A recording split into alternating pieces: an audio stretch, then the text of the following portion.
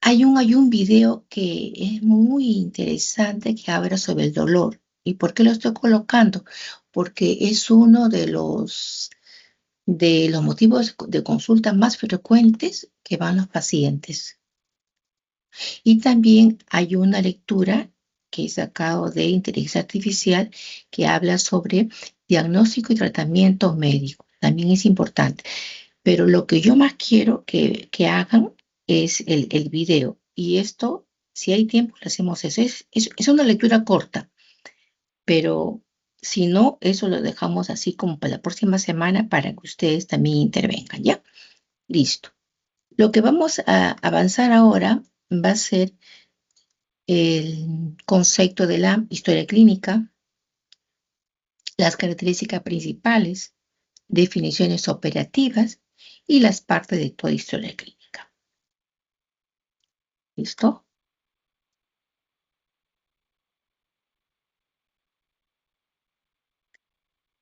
Vamos a avanzar con el tema.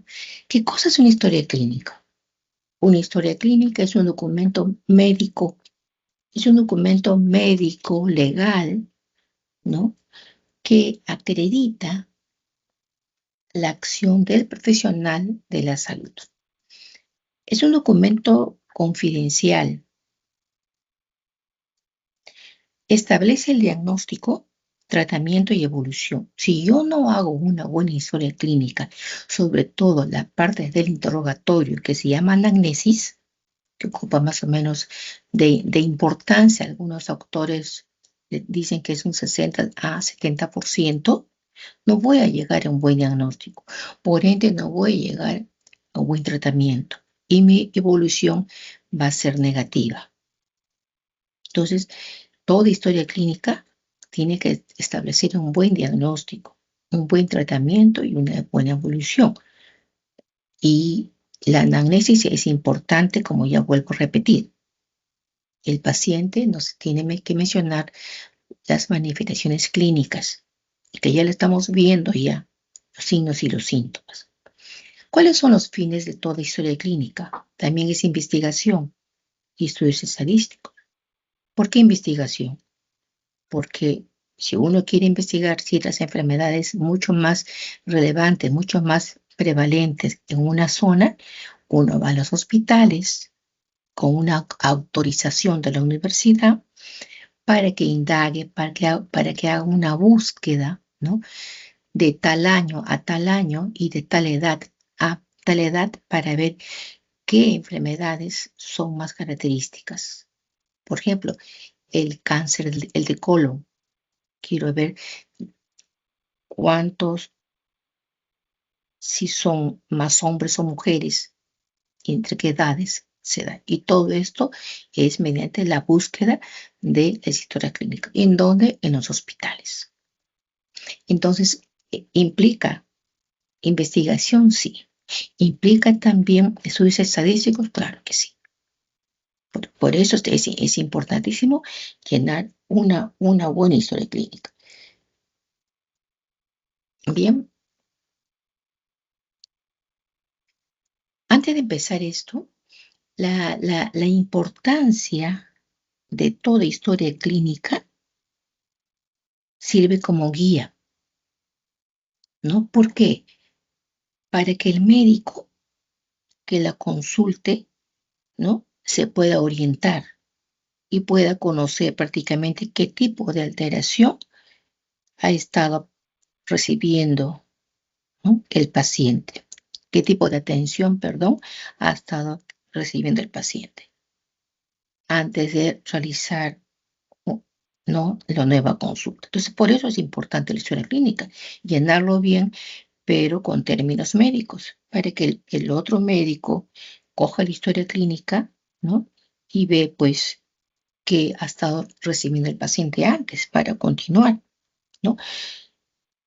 Los antecedentes que están asentados en ese documento llamado historia clínica tiene por eso una importancia importante para el paciente,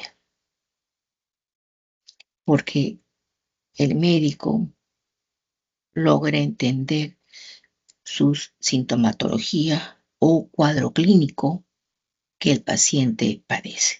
Cuando hablamos de cuadro clínico, estamos hablando de dos cosas, ¿verdad? ¿De cuál cosa? A ver, rapidito. ¿Cuáles son? Y eso la semana Signo y pasada lo dijimos. síntoma. Cinto y signo. Perfecto. Signos y síntomas igual a cuadro clínico. Entonces, por eso, de igual manera, ¿no? Muchas patologías presentes son incompatibles con el uso de determinados medicamentos. Entonces, por eso siempre es importante también preguntar al paciente qué medicamento está tomando y esa información debe de colocarse en toda historia clínica, ¿no? Hay medicamentos que causan alergias, ¿no? Entonces, por eso es importante llenar una buena historia clínica. Y eso quien lo hace, lógicamente, el personal médico, ¿no? Y eso también puede ser visto por otros médicos. ¿Cuáles son las principales características? La historia clínica es confidencial. El secreto médico es uno de los deberes principales del ejercicio médico, cuyo origen se remonta a los tiempos más remotos de la historia y que se mantiene hasta ahora como vigencia. Es un documento confidencial, pero cuando uno quiere pedir una historia clínica para hacer un trabajo de investigación, etcétera, se pide permiso al hospital mediante las entidades, en ese caso mediante la universidad. Es seguro porque acá debe constar la identificación del paciente, así como de los facultativos y personal sanitario que interviene. Ahí debe estar todos los datos del paciente y quiénes están haciendo la historia clínica, quiénes están monitoreando al paciente. Y es también otra característica que tiene disponibilidad. Aunque debe preservarse la confidencialidad y la intimidad de los datos, en ella, o sea, en la historia clínica, debe ser asimismo un documento disponible. Lo que ya les hemos mencionado, ¿no? Debe ser disponible para los otros entes de salud, ¿no? Que uno quiere coger, inclusive también los que son internistas, ¿no? Todos los profesionales de salud pasamos por ciertas áreas y con el permiso del médico cogemos la historia clínica también, ¿no?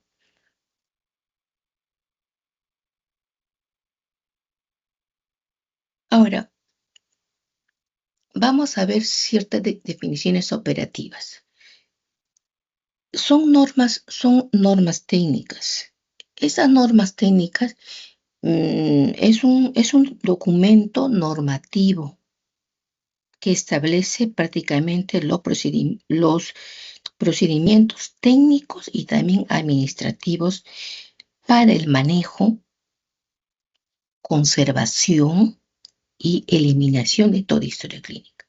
Actualmente, ¿no? Existe ya pues la tecnología y todas las historias clínicas se van dando en las computadoras, ¿no?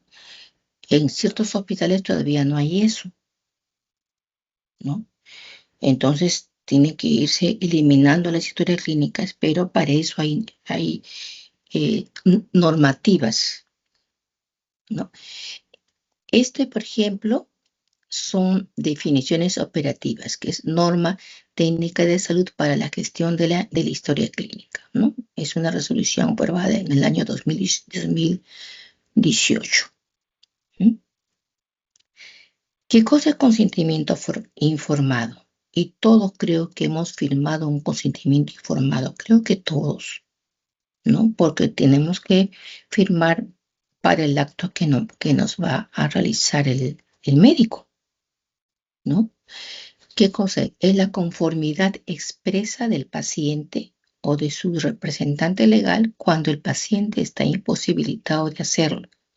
Si hay persona pequeña, menores de edad o pacientes que son adultos mayores o tienen cierta discapacidad mental, ¿no? O otro problema, tiene que firmar el representante que le está acompañando al paciente.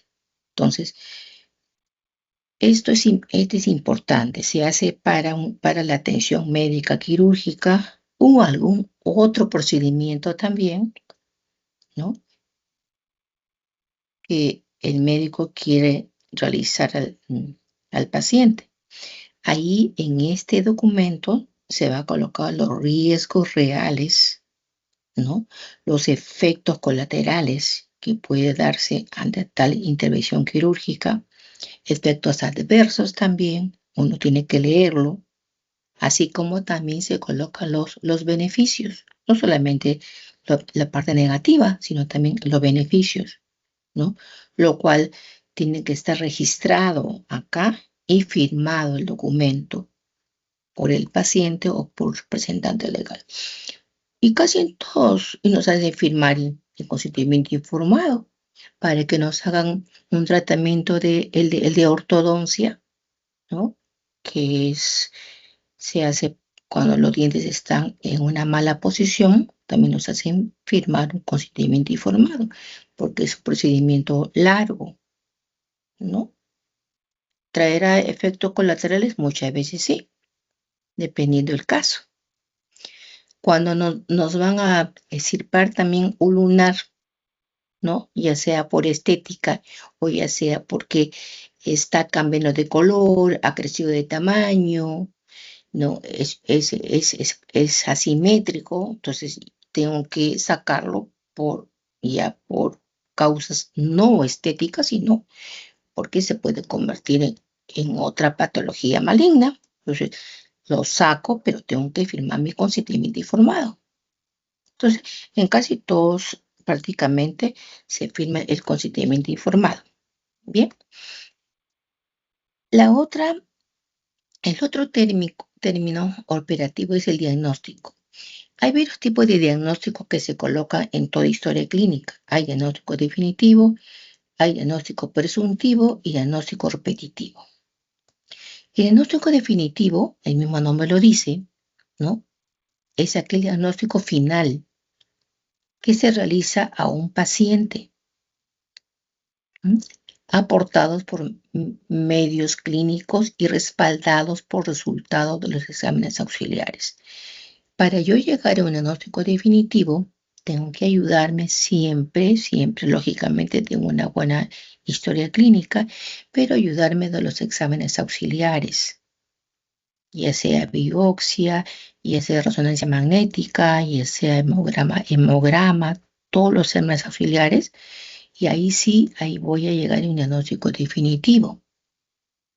El diagnóstico presuntivo es lo que yo estoy presumiendo, es una hipótesis que yo estoy pensando. Es aquel posible diagnóstico que se sustente en los antecedentes del paciente, conforme él me va dando información de su cuadro clínico. Cuadro clínico, repito, es signos más los síntomas. Entonces, eso es un diagnóstico presuntivo, ¿no? Solamente es del análisis clínico. Una vez formulada las hipótesis, ¿no? Que es un diagnóstico inicial, el médico insiste en áreas del interrogatorio, ¿no?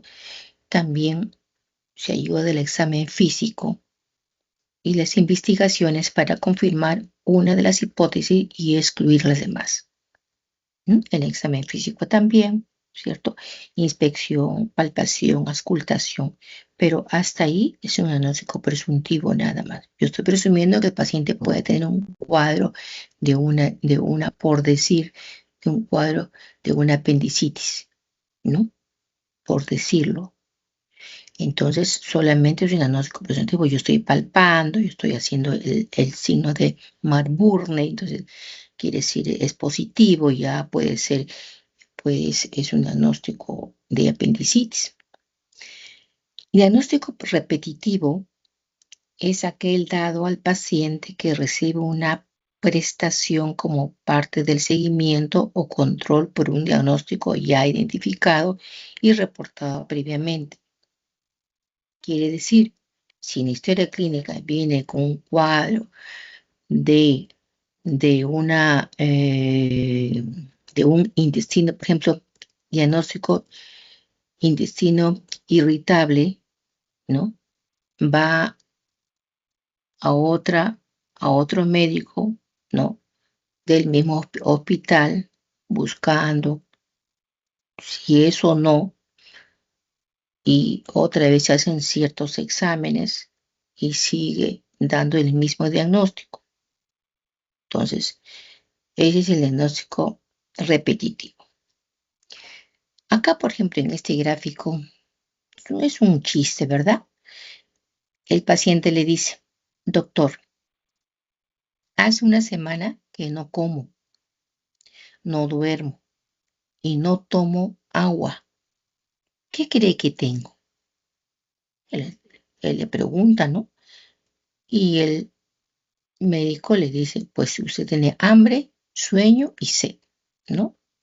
Solamente él está manifestando lo que en este caso el paciente le está mencionando, ¿no? Tiene hambre, sueño y sed, lógicamente, porque él no come, no duerme y no toma agua. Bien. El otro término importante es la epicrisis. Hemos visto los diagnósticos, ahora vamos a la epicrisis. La epicrisis, este es un documento médico, legal, en el que se registra el resumen de la historia clínica, que se originó por el ingreso del paciente y que debe de realizarse según el procedimiento establecido en los formatos de la historia clínica referido a la epicrisis.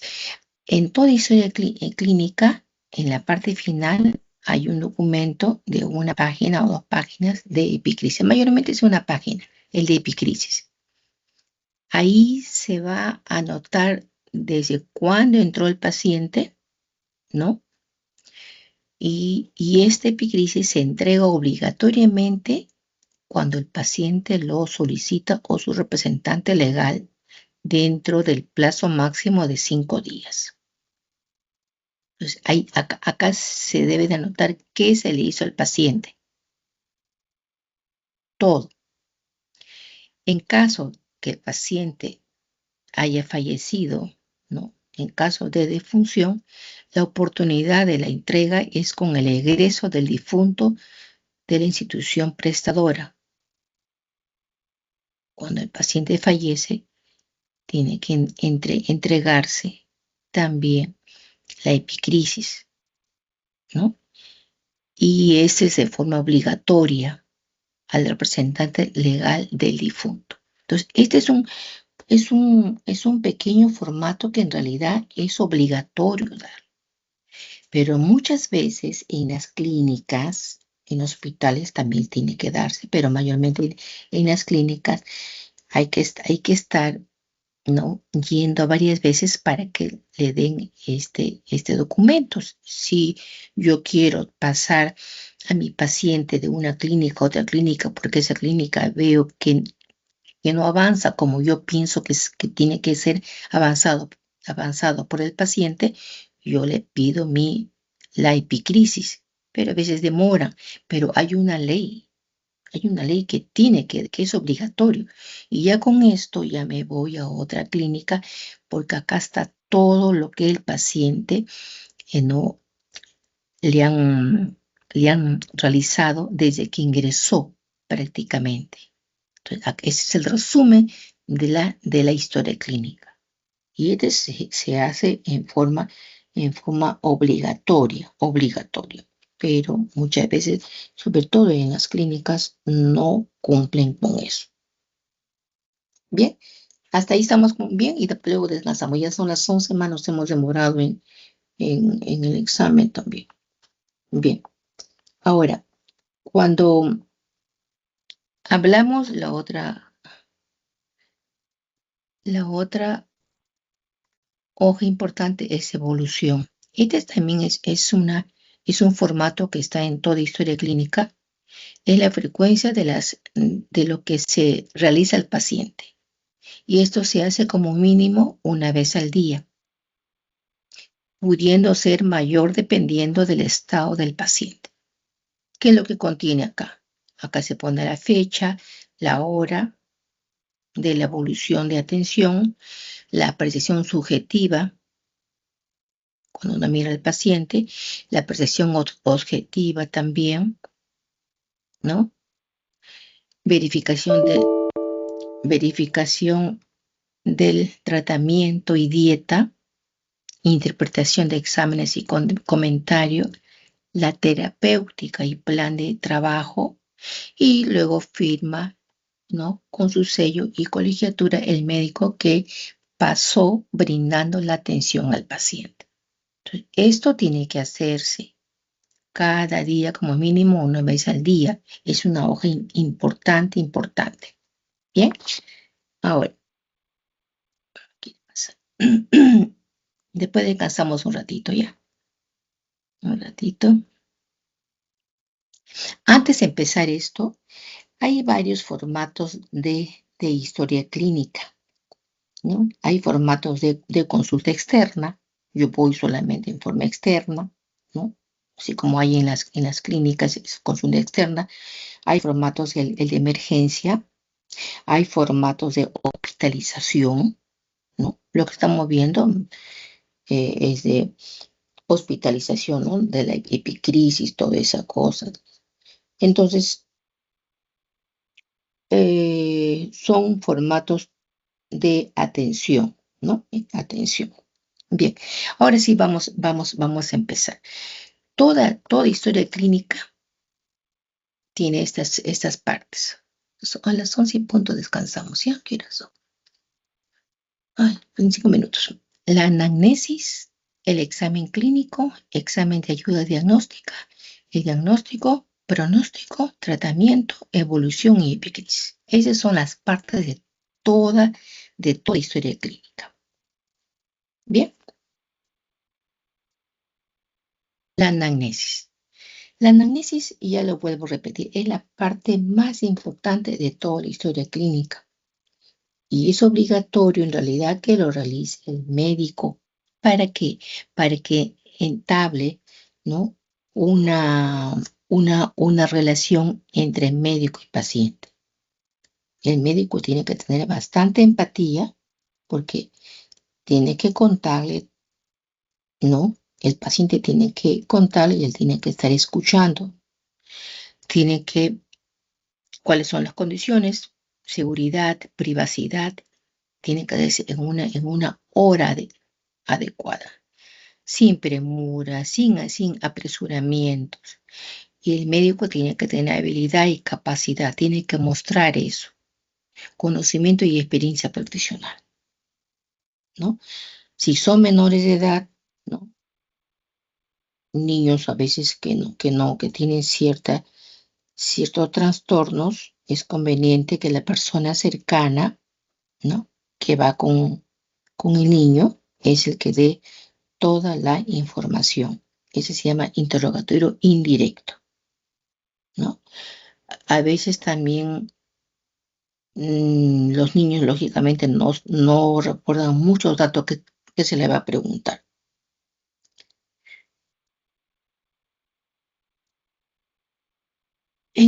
La anamnesis, este es prácticamente un pequeño resumen. La anamnesis tiene datos de filiación, nombre, fecha de nacimiento, lugar de nacimiento, procedencia, profesión, dirección y tal. Todos esos datos son importantísimos. Motivos de consulta, qué le ocurre, cómo es el tiempo que inicio, curso. Eso lo vamos a ver después. Antecedentes personales, antecedentes fisiológicos, antecedentes patológicos y hábitos que tiene. Todo eso va en la historia clínica y esto forma lo que es la anamnesis. ¿Qué datos se recogen en la anamnesis? Todos ellos. También si tiene alergias, intervenciones quirúrgicas, qué fármaco está tomando y se revisa también los sistemas y antecedentes familiares. Falta 3 minutos para descansar. Vamos a ver la filiación. Filiación, motivo de consulta, antecedentes de salud, que son familiares, personales, generales, fisiológicos y patológicos. Vamos a ver cada uno de ellos. El filiación. Lo que es filiación es importante, el sexo y la raza. ¿Por qué estos datos y el grado de instrucción? Prácticamente todo. Primero se pone el nombre completo del paciente, nombre completo, la edad y fecha de nacimiento. Fecha de nacimiento para ver que si lo que dice el paciente nació en el año tanto coincide con su edad, porque muchas veces se baja en la edad. Y la edad es importante, edad, sexo y raza, porque hay muchas patologías que van, ¿no? Casi de acuerdo a la edad, sexo y la raza. Raza también. Las razas afroamericanas son los que más sufren de la presión arterial. Entonces es importante colocar acá todos esos datos. Estado civil también. Si es soltero, si es casado, si es viudo, etcétera.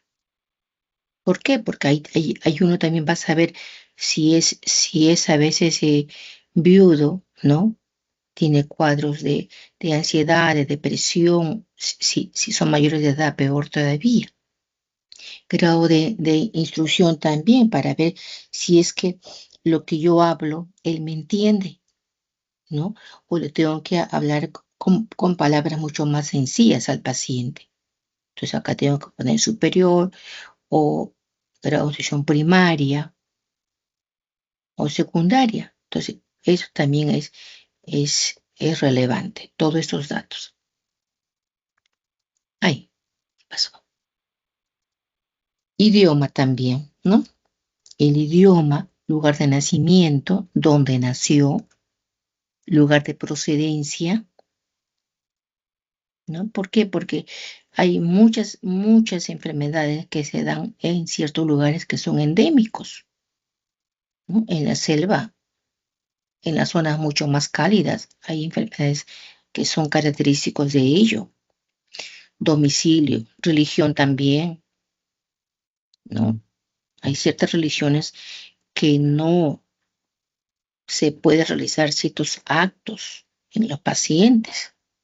¿Por qué? Porque su religión no les permite. Pues por eso colocar acá fecha de confesión de la historia clínica y persona responsable, ¿no? Eh, un teléfono y la dirección de la persona responsable. Todo esto es en el dato de filiación. Bien, de ahí descansamos un ratito, son las 11 y punto, descansamos 10 minutitos, ¿ya? Vayan a tomar algo. 11:10 nos encontramos. Por favor, se me paran porque a veces cansa estar sentado tanto rato. Se me paran y toman algún líquido. ¿Sí? Listo.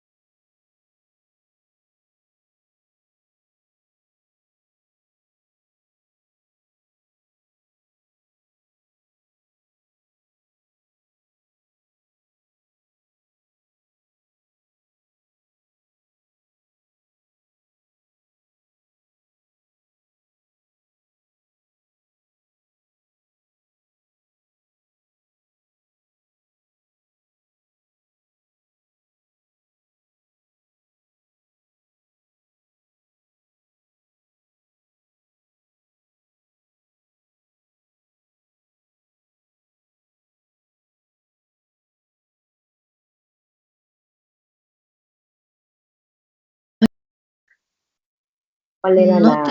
la ficha de trabajo? ¿Qué trabajo? No, en la parte de evolución, pues está hablando Ya. de evolución, mencionó que se debe realizar una vez a la semana. Ah, ya, esa hoja. Mm, eso pasa, pues el médico pasa en al paciente pasa y coloca la evolución del paciente. Es una hojita de evolución, donde se van a anotar todos los cambios buenos y malos que presenta el paciente, buenos, malos efectos, ¿no? Que produce el tratamiento. Si es que tienes secuelas del tratamiento, la recuperación, todo ello se pone en esa hoja de evolución, que viene a ser parte de la historia clínica. ¿Y eso era tu pregunta? O sea, la hoja en general o específicamente una parte de la ficha de evolución. No, es una ficha de evolución que se coloca por día y ahí tiene día y fecha se coloca ahí, otro día y fecha se coloca ahí. El médico, Ah, el ya. médico que pasa, sí, el médico que pasa por ahí. Y una vez a la semana, no es diario. Sí, sí, más o menos una vez a la semana, dependiendo también, ¿no? Lo que una vez a la semana, no, es ese, una vez acá, como dice acá, no sé, mi nariz se me ha tupido, no sé por qué.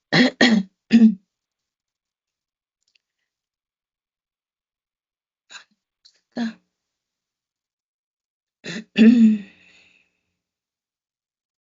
Ahí está, a eso te refieres tú. Como mínimo, una vez al día. Cuando el médico Ah, pasa, ok. ¿no? Que la hora y fecha, capaz que le está tratando, qué tratamiento se está recibiendo, etcétera.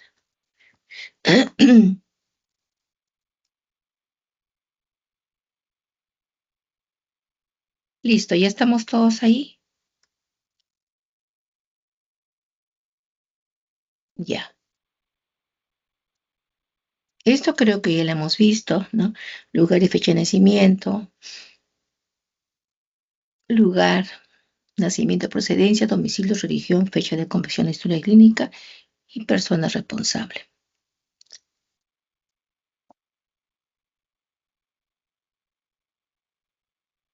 Ahora sí, el motivo de consulta también va dentro de la historia clínica, donde acá se coloca prácticamente el tiempo de la enfermedad en horas, días y meses. Este motivo de consulta se va a colocar en muy pocas palabras. Se da, pues, sobre todo, se da una orientación hacia el sistema que está afectado al paciente. Acá no se coloca el diagnóstico, solamente se colocan los signos y los síntomas y su cronología, por eso dice el tiempo, la enfermedad. Ejemplo, si el paciente viene por una tos, ¿no? O se pregunta, ¿tiene fiebre, expectoración, por cuántos días? Acá hay inicio, por ejemplo, inicio, si es brusco o es insidioso, ¿no? Brusco es rápido, insidioso es lento. Ustedes no le van a preguntar, pues, si es insidioso al paciente porque no lo va a saber, ¿no? Entender. Entonces, uno le preguntará, ¿cómo inició esa afección por la que usted viene? ¿Fue rápido o fue lento? Entonces, si fue rápido, se dice brusco, se coloca brusco. Y si fue lento, se coloca insidioso.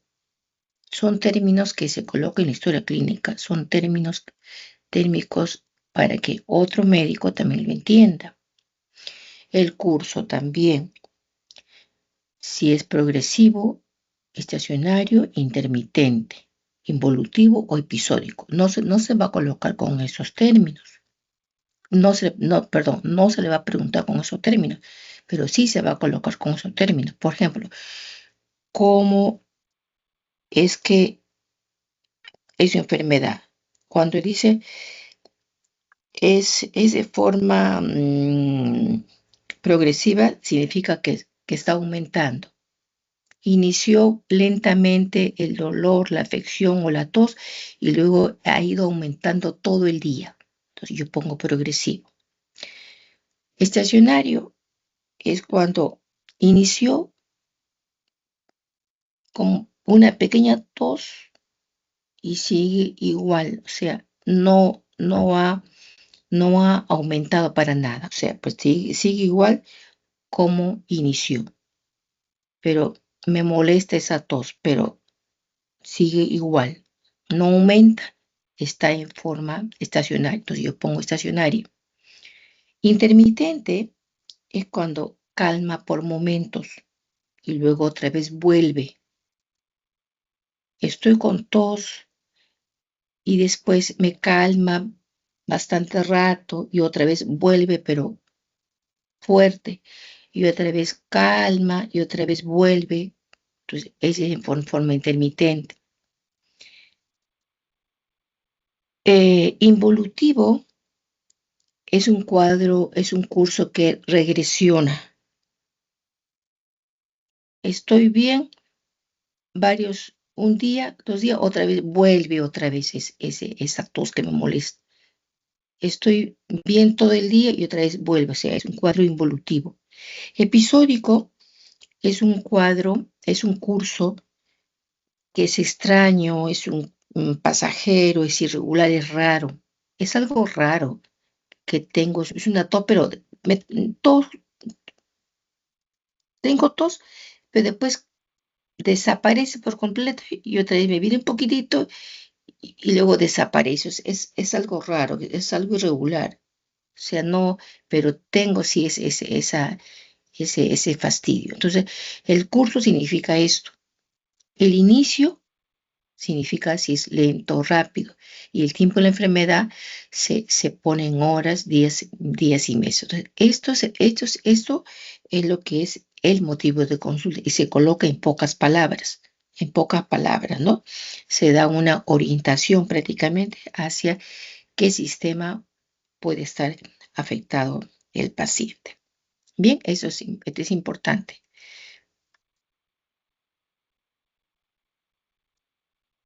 Enfermedad actual, por ejemplo, acabamos de ver los signos y síntomas principales, los factores predisponentes, precipitantes o factores causales. Hay algunos factores que atenúan o intensifican los síntomas o si está tomando por sí solo su medicación, cómo están sus funciones biológicas, apetito, sed, sueño, orina, deposición. O sea, este, esta enfermedad actual se recomienda, ¿no? Hacer una redacción también con fecha y modo de comienzo del primer síntoma, ¿no? Y relatando en forma también cronológica. Esto se recomienda relatarlo en forma cronológica, que el paciente prácticamente exponga libremente lo que le afecta, pero nosotros estamos relatando en forma cronológica, eh, colocando siempre los signos y los síntomas del paciente. Importante, como acá está, la automedicación. Importante qué medicamentos está tomando actualmente y por qué si se ha automedicado o le ha recomendado no un médico anteriormente. Las funciones también, ¿no? También si tiene poco sueño, todo esto vendría a ser la enfermedad actual. También se relata en forma corta, pero en forma cronológica. El paciente me puede hablar a mí todo y yo estoy anotando desde el inicio hasta la parte final.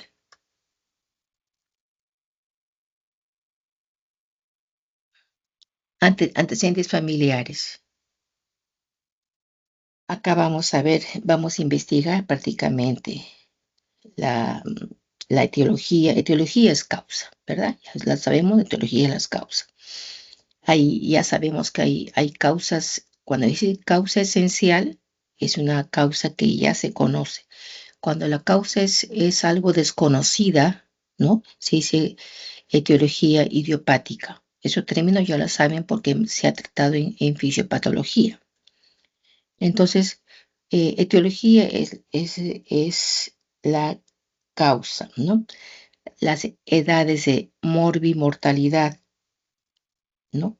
En abuelos, padres, hermanos, hijos, cónyuges, etc. Entonces, ¿qué enfermedades también, ¿no? se puede transmitir genéticamente? Por eso es importante los antecedentes familiares, ¿no?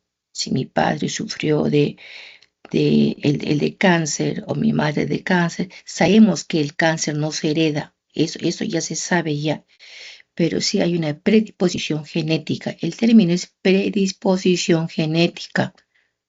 El cáncer no se hereda. Entonces, la diabetes también, ¿no? Tienes padres con diabetes, yo puedo tener también diabetes, por eso tengo que cuidarme. Si han tenido cáncer, tengo que cuidarme en mi alimentación, en todo lo básico para tener eh, una buena salud, ¿no? Tanto mental como también toda la parte orgánica. Entonces, estos antecedentes familiares es importantísimo es esto. Muchas veces el paciente no se acuerda, pero para eso no tiene que estar con una persona que le pueda ayudar en ciertas manifestaciones. Personales, la vivienda, de qué material, ¿no? En su vivienda, tiene servicios, el número de habitaciones, y eso, si son 6, 7 hermanos, ¿no? Y tiene sus padres, a veces hay también 3 habitaciones. Entonces, todo eso es importante. Y habitantes, hacinamiento, promiscuidad, si tiene animales criando y si hay una residencia anterior. Entonces, todo esto que estoy mencionando es los antecedentes personales, ¿no? La vivienda, ¿de qué material es? Si tiene techo, si tiene agua, tiene luz, tiene piso, tiene baños, ¿no? Alimentación también, si toma menú en forma habitual, si es una alimentación nutriente, ¿no? O si es una alimentación que mayormente lo hacen los jóvenes, ¿no? Quizás por el tiempo, ¿no? Que comen lo que haya, ¿no? Predominantemente, si está alimentándose con proteínas, carbohidratos, etcétera, o tiene cierta intolerancia a ciertos alimentos. Vestimenta también, si está adecuada o no a la estación. Si está haciendo mucho frío y el paciente viene en short y manga corta, entonces yo le estoy interrogando, pero veo que un paciente está en ese estado, entonces no está vestido adecuadamente a la estación, ¿no? Entonces yo tengo que pensar, algo está pasando con este paciente.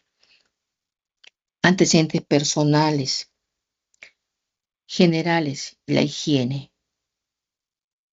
Si hace deportes, si hace o cualquier otro ejercicio, hábitos nocivos. Este es importantísimo. Tabaquismo, si fuma, ¿no? ¿Cuántos cigarrillos al día fuma? ¿Cuánto tiempo está tomando? ¿No? Perdón, fumando el cigarrillo. Si son más de 20, ¿no? Al día, etcétera. Si toma alcohol, qué tipo de bebida, con qué frecuencia toma también café,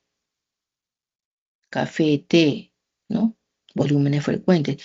Si ingiere, ¿no? Algunos tóxicos como cocaína, marihuana, hachís, cracks, LSD, pegamentos, heroína. Claro que no te va a decir esto, ¿no? Lógicamente, pero ya uno viendo al paciente, ¿no? Porque la fascia del paciente nos da prácticamente cierta yo estoy inspeccionando al paciente, yo estoy mirando al paciente, nos da cierta eh, ya ayuda que yo puedo dar para mi diagnóstico presuntivo. Pacientes alcohólicos rápidamente se le ve en la fascia del paciente. Él dice, no, no tomo, pero ahí se le ve rápidamente en la fascia del paciente. A ver el otro. Antecedentes personales, seguimos generales, situación socioeconómica. Importante esto, porque muchas veces no hay mucho medicamento, sobre todo pues ahora en los hospitales que no hay medicamentos, ¿no? Y uno le puede recetar para que se pueda comprar en la calle, yo qué sé.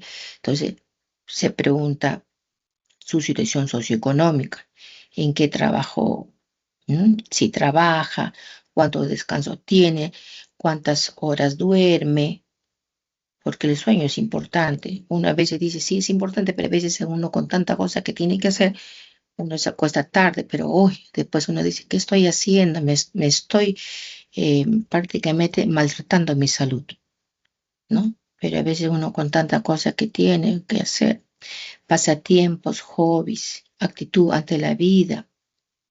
¿Qué actitud tiene ante la vida el paciente? Tiene problemas personales. Y ahora actualmente todo el mundo tenemos problemas personales, ¿no? Todos tenemos problemas. Algunos más grandes, otros más chicos, pero todos sin excepción. Antecedentes fisiológicos. Primero, los prenatales. ¿Cómo fue su gestación? Lógicamente, si es mujer, ¿no? Control prenatal, antecedentes postnatales, la edad gestacional, si ha sido prematuro, a término o posttérmino, si ha sido un parto eutóxico o distóxico, cuánto pesó y cuánto midió al nacer, ¿no? Muchas veces esto acá sí, no hay información, pero para eso pues hay ayuda de la persona que la acompaña. El parto eutóxico, el, el parto eutóxico es un parto natural. El parto distóxico son términos, es un parto con dificultad, ¿no? Entonces se pregunta, ¿ha sido un parto natural? Se pone eutóxico. Si ha sido un parto con cierta dificultad que necesita prácticamente maniobras, ¿no? O intervención quirúrgica para que se produzca el parto, se dice un parto distóxico, ¿no? La lactancia también es importante, ¿no? Desde cuando el peso, acá vamos a ver acá la lactancia, el desarrollo desde cuando lactó el bebé y hasta qué edad, muchas veces están caminando y siguen lactando. Eso tampoco no es así. La lactancia, el desarrollo psicomotriz, edad de los primeros pasos, a qué edad caminó, a qué edad se le aparecieron sus primeros dientecitos, sobre todo aparece en el maxilar inferior, ¿no? Y las primeras palabras que dijo, cómo fue su crecimiento y desarrollo, su crecimiento y desarrollo psíquico, el control de los esfínteres, ¿no? Si controla al orinar o su orina está grande. Todo eso parece que a veces son cosas que uno tiene que colocar porque son puntos que nos ayuda bastante para llegar a un diagnóstico. La vida sexual, si es activa, a los cuantos se inició, hábitos de riesgo, si son promiscuos. Entonces, son cosas que uno tiene que colocar en la historia clínica. Antecedentes fisiológicos, ¿no? Ginecostétricos, la menarquia, la primera menstruación, a qué edad apareció, cuál es el régimen catamenial, cuántos días y cuánto le dura el ciclo, ¿no? El de, el de menstruación, la fecha de la última regla, fecha de último parto, lógicamente son mujeres, ¿no? A los cuántos años ya se le fue su, su, su menstruación, que empieza la menopausia, la fecha del último Papa Nicolau que se hizo y cuál fue su resultado. Enfermedades congénitas. ¿Mm? Si ha habido malformaciones, ¿no? Tiene alguna malformación, si ha tenido enfermedades propias de la infancia también, la mayoría ha tenido papera, que es parotiditis, la varicela, el sarampión, ¿no? La viruela, difteria, escarlatina, la rubiola, rociola, son enfermedades propias de la infancia. Enfermedades infecciosas también, endocarditis, glomerulonefritis, enfermedad renal, que es una enfermedad renal, TBC, hepatitis, SIDA, sífilis, herpes o micosis ocasionada por el hongo. Entonces, estas son pues antecedentes patológicos que tenemos que también que preguntar. Entonces, una historia clínica es larga en realidad, es larga. No es que se hace sobre todo la parte de anamnesis, sino todo eso corresponde a la historia clínica. Enfermedades endocrinas también, seguimos con la patológica. Tiene diabetes, enfermedades cardiovasculares, hipertensión, ¿no? Aneurisma, arritmias, enfermedades gastrointestinales, si hay enfermedad de ácido péptico, sufre de gastritis o sufre de cirrosis, ¿no? Cirrosis ya la última etapa prácticamente que llega a lo que es el cáncer de hígado. Enfermedades hematológicas también, si sufre de hemorragia, si ha tenido anemia o si sufre de leucemia, que es cáncer y linfoma también, que es el cáncer. Enfermedades neurológicas, si sufre de estrés, si epilepsia, neuralgia, el Parkinson, neurológica, enfermedades mentales, psicosis, neurosis, esquizofrenia, ¿no? Trastornos obsesivos compulsivos, todo eso tiene que colocarse ahí. ¿Por qué? Porque son enfermedades que tiene el paciente. Muchas veces cuando uno medica, tiene que ver qué enfermedades sufre el paciente, porque hay medicaciones lógicamente que no se pueden dar porque van a tener más efectos colaterales que otros. Entonces, enfermedades de los sentidos también, si no oye, si tiene cierta dificultad para mirar, si ha tenido cirugías, ¿no?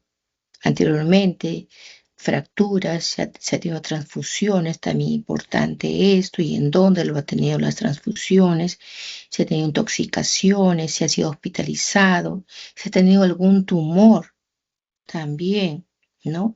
Y le han extirpado, ya sea benigno o maligno, y le han extirpado, tiene que anotarse ahí. Estudios de laboratorio previos, si ha tenido tratamientos o recibido si ha tenido algún tratamiento también recibido, ¿no? Y qué dosis diaria está actualmente tomando. Alergias también, ya sea alimentarias o por medicamentos. Todo eso se pregunta si me dice yo no puedo inyectar con la penicilina o tomar ciertos antibióticos porque me causa alergia, por eso acá tiene que colocarse. Alimentarias también, yo no puedo comer tal cosa, entonces es importante colocar todo esto en la historia clínica. Ahora revisamos los sistemas. Los síntomas generales, ¿no? Preguntar primero. Fiebre, cambios en el peso, muchas veces personas que bajan de peso así rápidamente, ¿no? Entonces, por eso sí he tenido cambio de peso, pesaba 56, ahora peso 40. ¿Qué me está pasando, no? Malestar general, tengo falta de apetito, si mi tránsito intestinal no es el adecuado, si sudo mucho cuando duermo, También hay muchas patologías que están relacionadas con la sudoración nocturna. No solamente el TBC, también los linfomas. También son personas que sudan mucho de noche. Sí, son personas que tienen bastante angustias, si no pueden dormir. Estos son los generales. Ahora vayamos por los sistema respiratorio, ¿no? Por ejemplo, si tiene disnea, ese término ustedes ya también lo saben, ¿no? Disnea, dificultad respiratoria, si tiene tos, si tiene expectoración, hemoptisis, que uno esté eliminando sangre, ¿no? Puntada al costado o obstrucción bronquial, ¿no? Todo esto es importante. Sistema cardiovascular, ¿no? Si tiene disnea cuando hace un esfuerzo o cuando está en la posición de ortopnea o disnea paroxística nocturna o edema de extremidades, esos términos ya lo saben porque esto se ha visto en fisiopatología, edema de extremidades inferiores o dolor precordial, ¿no? Sistema gastrointestinal, apetito, cómo está el apetito, las náuseas, vómitos, tiene disfagia, que es dolor al tragar, ¿no? Tiene pirosis. Pirosis es cuando uno tiene una sensación de quemazón en el esófago, ¿no? Y sobre todo es causado porque algunas personas regurgitan el jugo gástrico. Diarrea, constipación, este término también ya le hemos tocado, y dificultad para eliminar las heces, ¿no? Y melena, también este tema le hemos tocado, ¿no? Entonces, todo eso se coloca en este caso el sistema gastrointestinal. Sistema genitourinario, disuria dolorosa o de esfuerzo cuando orina, poliacuria, poliguria, nicturia, alteración del chorro urinario, ¿no? Si tiene hematuria o dolor en las fosas lumbares. Sistema endocrino, eso ya es por revisión por sistema. Sistema endocrino, baja de peso. Averigua el por qué. Intolerancia al frío o al calor. Temblor fino. Eso ya se da ¿no? Todo esto ya es en el hipo o hiper, ¿no? Hipertiroidismo o hipotiroidismo. Ese tema también le hemos tocado ya. Polidefecación, ronquera, somnolencia, sequedad de la piel. Ese es en cuanto al sistema endocrino. Sistema neurológico, cefalea, mareos, problemas de coordinación, paresia o parestesia, neurológico. Bien, ahora, sí, uy, son 20 para las 2. No sé, ojalá que Yo quiero que este video, voy a colocar el link de este video para que lo vean, ¿ya? Y lo tengan. Este video para mí es importante porque de acá va a venir pregunta de examen. Eso lo van a hacer ahorita en forma grupal. Ahorita son 20 para las 12. Ya, vayan haciéndolo hasta donde expongan y luego la próxima semana exponemos lo que resta. Este artículo también es interesante. Es un artículo corto que habla sobre inteligencia artificial en el diagnóstico y tratamiento médico. Este de acá. Es sacado de la IA. Entonces, estos dos yo les voy a dar, pero lo que ahorita quiero que vean sobre todo es el video. Primero esto. Y esto lo van a leer para la próxima clase. Para la próxima sesión no hay trabajo que les voy a dejar a ustedes. No hay. Entonces, una semana hacen, una semana descansan. Entonces, esto lo van a leer. Es un artículo corto. Lo van a leer y vamos a sacar ideas, fuerzas, y voy a llamar a cualquiera de ustedes. Entonces, les voy a dar primero este video, ¿ya? Acá voy a colocar video. El link lo voy a dar a todos. Y luego les voy a dar este otro link de este artículo. Ya primero voy a dejar de compartir. Y eso quiero que lo hagan, por favor. Voy a poner en el chat primero. Acá.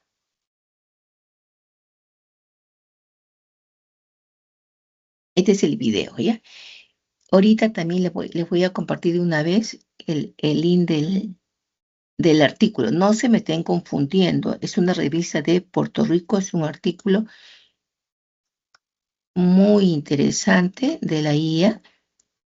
Y esto lo van a leer ustedes, pero para sacar las ideas fuertes ya la próxima semana. Yo voy a llamar a cualquiera,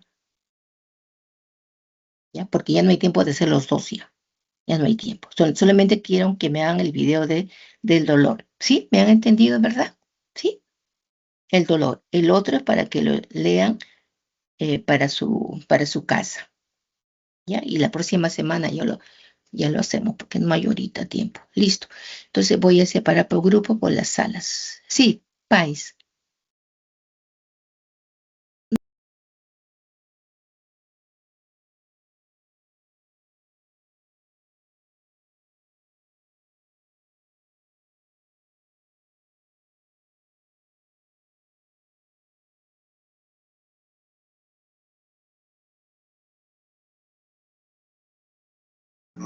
O un estilo Power Ranger. Era de una manera, decía de alguna forma.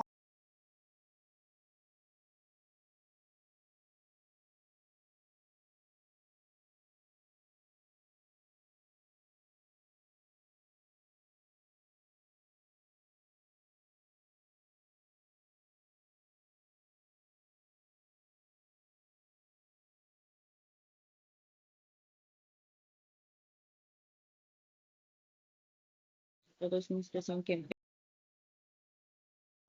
Se le es de gran valor y es muy importante, porque atendemos al movimiento, Pero sí, lean por favor, eso es lo que les he dejado en el link. Y también he dejado también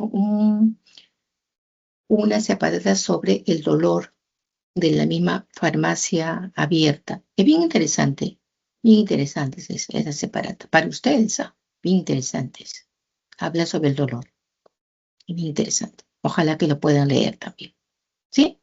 Entonces nos estamos viendo, chicos, la próxima semana nos vemos. Un abrazo para todos y